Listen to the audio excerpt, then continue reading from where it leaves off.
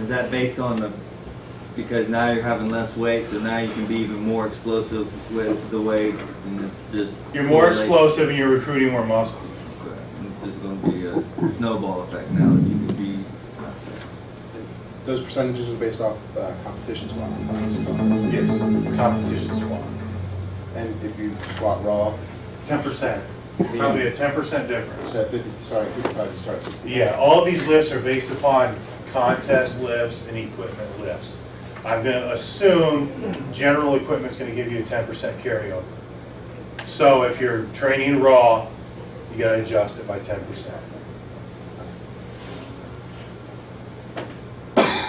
The bench cycle is simple. There's no wave. It's the same weight. You still have the same rule of 10% of the lifts have to be over 80%. Okay? And that's however you want. That's on the days you feel good. You don't need to work up every day or every Sunday or every dynamic day. Maybe a couple times a month, once a month, whatever. Don't matter. Whenever you feel good. Sometimes do it when you don't feel so good. Right. There's no better motivating factor than maxing out on a day you feel like crap and getting crushed. Because then maybe you'll go home and think about it a little bit and change what you got to change. Nobody ever changes anything when they're successful. It's only when they're not successful. Now based on those 20 lifts you were talking about, and you used your different grips, are you going to also try to take that at different grips with your mat, trying to get a heavy whip, like, you know, maybe? Yeah, whatever. I would never use your competition grip in training. I'm going to suggest everybody use the competition grip of the 4 fingers on the lines. If you're using a bench shirt, probably 2 fingers in if you're not using a shirt. Right. I don't care who you are. As Amy Weisbrunner, that was, Tracy when she was in the gym, and any of us. It's a shorter bar distance. Okay, the bench shirt will support the shoulders. With powerlifting, the number one most important thing is benching the most weight. Sure, we're all in agreement with that. All right, so as you see when we get back over to the gym, and I'll measure it out, why push any further than you have to? Now the percents, 50%, we've even gone to 45%. Now keep in mind, all these percents are no chains, no bands. Chains and bands change everything. Okay, this is a basic wave, no bands, no chains. This is the percent that you'd use. Yes? And I think I've maybe missed a point here. You don't ever try to max out on dynamic day, do you? No. Okay. No. Now I got it, okay. You only work up a little bit. Yeah. It would be a mistake to miss a weight on this day. If you miss a weight on max effort day, who cares?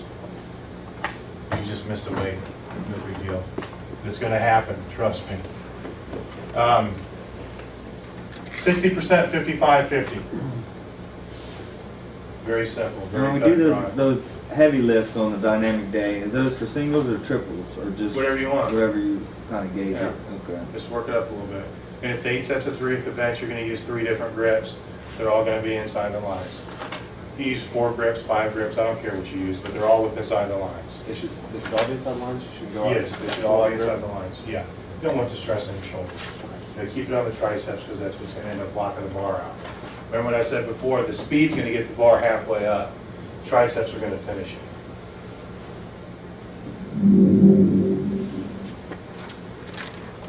Okay, a competitive phase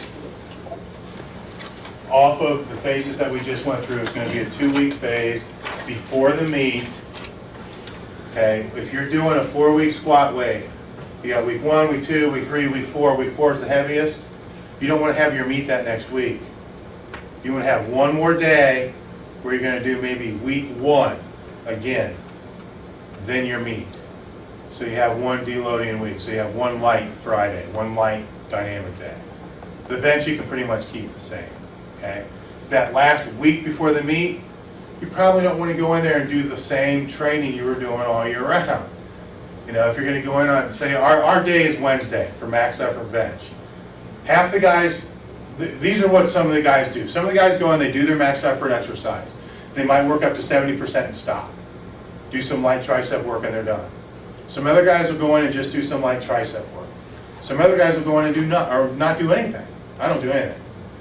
You know, Monday before the meet, you're not going to do a max effort lift. Glute ham raises, reverse hypers, and abs. That's about it. And then you got Wednesday, maybe some light triceps, and you're done. The Sunday before, which is the dynamic bench, pretty much keep the same, maybe do a little lighter tricep volume. The Friday before that would be the squat I just talked about. The Wednesday before that, it's the same.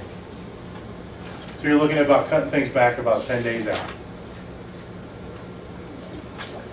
It's also a real good time to put in, a massage, chiropractic, if you're used to any of those different things. Don't try to throw in any restoration measure the last week before meet unless you've done it beforehand. I think, didn't you say you're a massage therapist? You're a massage therapist? You wouldn't want to go see him the week beforehand if you've never had a massage before. Definitely not for deep tissue work. Okay, because you don't know how your body reacts to it. Okay, I'm a strong believer in restoration methods as well. I'll kind of sidetrack here.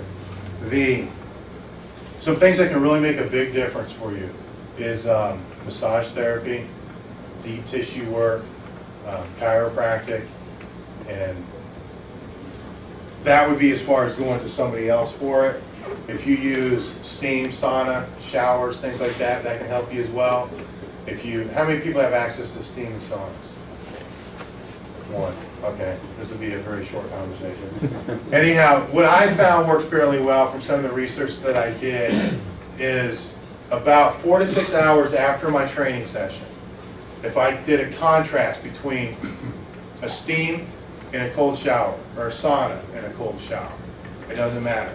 The key thing with the steam and a sauna, everybody knows the difference between steam and sauna? One's wet, one's dry. Okay, the dry sauna, you should only stay in for about 3 minutes. You should always lie down. The reason you should lie down is because you're trying to relax. Your blood pressure is higher when you're sitting up. It's lower when you're lying down. You should always keep a cold towel around your head. No sense of, passing out. It's the muscles that we're trying to recover. You go in there about 3 minutes, you get a cold shower for about half the duration of whatever you were in the heat. And then you go back and forth, back and forth, back and forth. And what that does has a restoration effect. If you've ever got out of a hot shower, you've seen your skin's kind of red, that's the blood being pulled to the surface. Okay? Now you jump in a cold shower, where's that blood going to go? It's going to go back down in. So you're shuttling blood throughout the muscle, which helps it to recover. If it's a wet sauna, you can go in a little longer, 4 to 5 minutes, because you're breathing in moisture while you're in there. Now, for the people who don't have those things, if you get in your shower, you turn it on hot, sit there for a couple minutes. It's probably a good idea to have it hit the body parts that you've worked. Okay? Flip it to cold. Flip it to hot. Flip it to cold. And just the contrasting can have a great effect. Real good effect. Water therapy. What about a hot tub? Is it your own? Yeah. You can contrast a hot tub with a cold shower. You could probably go in a hot tub maybe 4 or 5 minutes. That's it? Yeah. But it would be back and forth. Okay, contrast Hot it tubs again. outside, the showers upstairs. Honey, you're gonna be running. You're gonna be running. How about just run into the snow? Well, yeah, I mean, you could do that. I was at Mel Siff's place for a seminar. He's got a hot tub. It's 8 foot deep. All right, you step into it, but then you step off, and you're next thing you know, you're underwater. And there's these rails that you hold on to, and the jets are coming from everywhere. And you're just getting blasted in this thing. 110 degrees. He says it doesn't work good unless it's 110 degrees. So you're in there for whatever. There's really no times. I'm just giving you generalizations. Some people go in longer. It doesn't really matter. Just that you contrast. Well, I was out there in November. All right. So the thing to do is you get in there, you get out of the hot tub, and you jump in the swimming pool, which was 60 degrees, by the way. So you jump in there, and as soon as you hit that, you just had to stand there for a second. Then you had to walk a couple laps, and you get out, and you get back in the other one. And he made everybody do it. I don't want to do it. And it's too cold, man. I just walk into the hot tub, which, like from here to the counter, and it's cement walkway. I'm like, my feet are freezing, because this is Denver, Colorado in November. I don't know how cold it was outside, but it was cold. You jump in the hot tub, and it feels real good for about 2 seconds. Then you start sweating like crazy. But it works. It works real good.